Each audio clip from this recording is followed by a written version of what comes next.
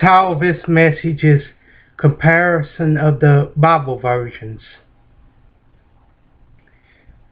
As you may have noticed, anytime I quote a scripture from any other version other than King James, I will always start by saying, King James says such and such, before going to the other version.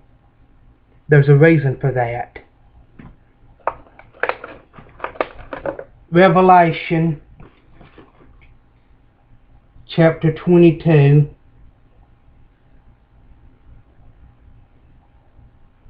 verse 18.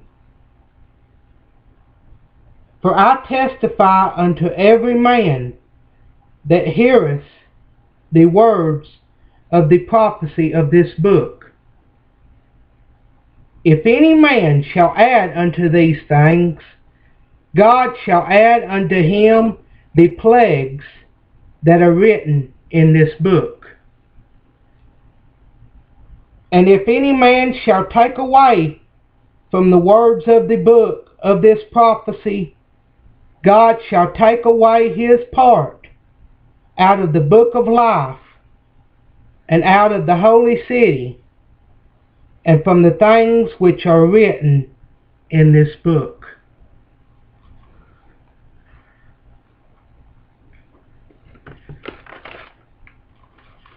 A lot of newer versions of the Bible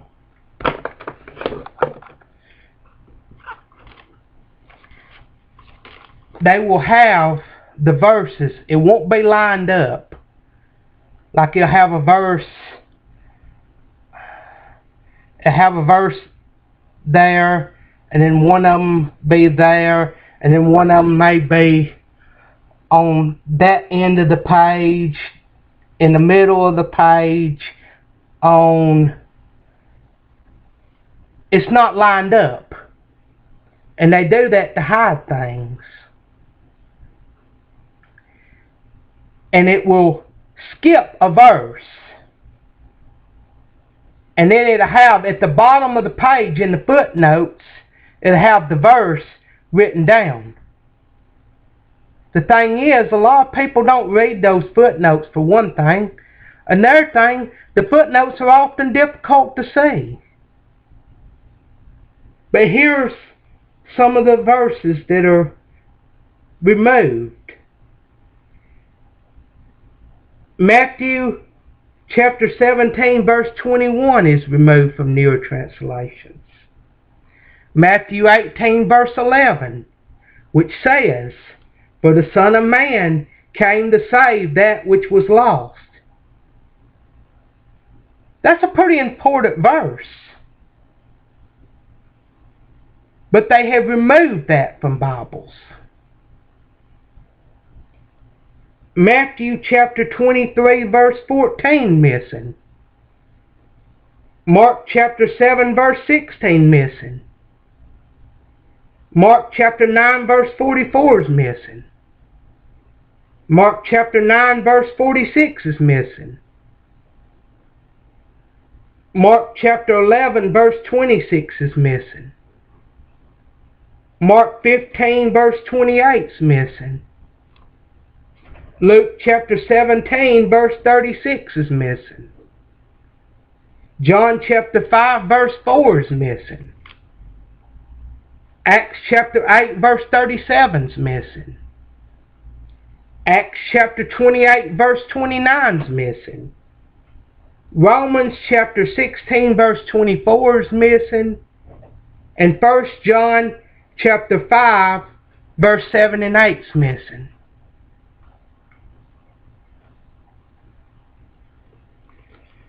Luke chapter 9 verse 55 and 56, parts of those verses are missing.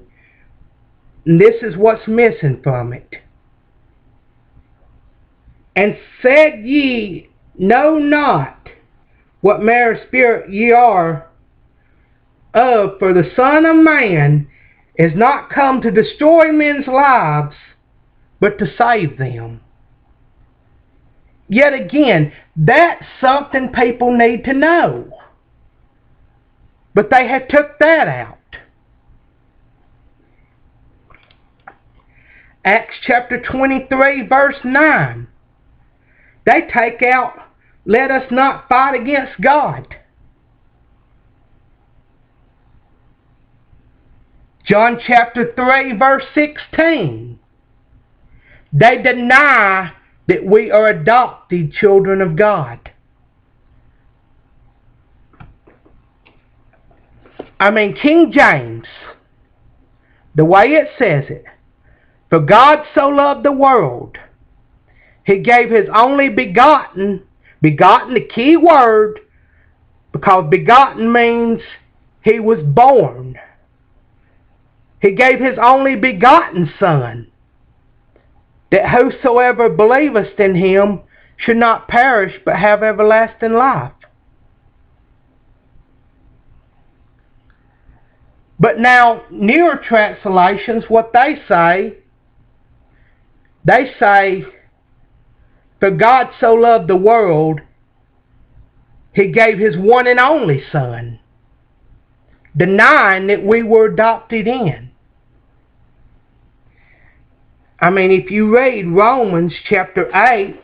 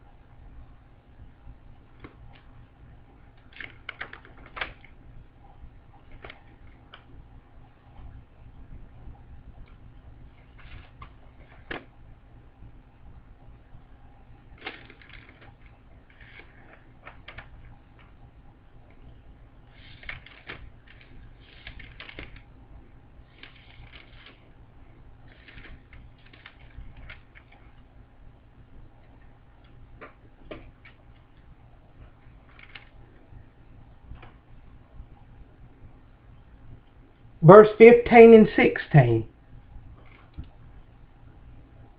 For ye have not received the spirit of bondage again to fear, but ye have received the spirit of adoption, whereby we cry, Abba, Father.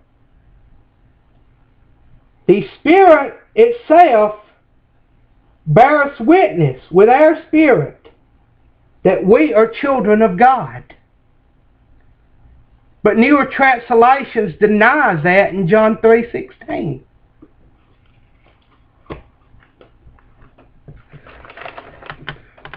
But I want to make something clear. I'm not King James only either. Because today's language is far different than it was in 16 verse 11. And I'm not just talking about the these and the thous. Like for instance, there's a word that I won't say on here, because if children are listening, they won't know that this word has different meaning than it did back then. Back at that time, the word meant donkey.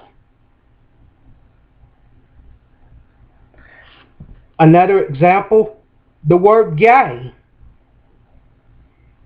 Back then meant fine and happy. That's not the way people use that word today.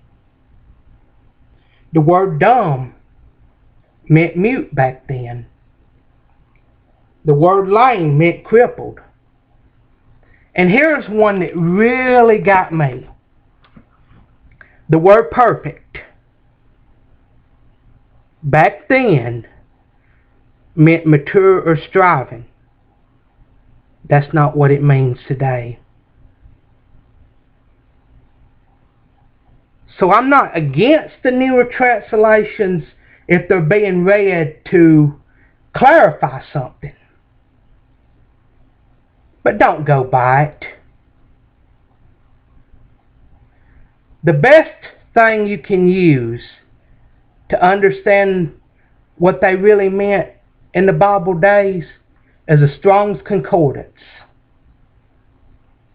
You can either buy one or you can find them on Bible study websites that's online. And what they do, they go back to the original Hebrew and Greek, and then they transliterate it back into English.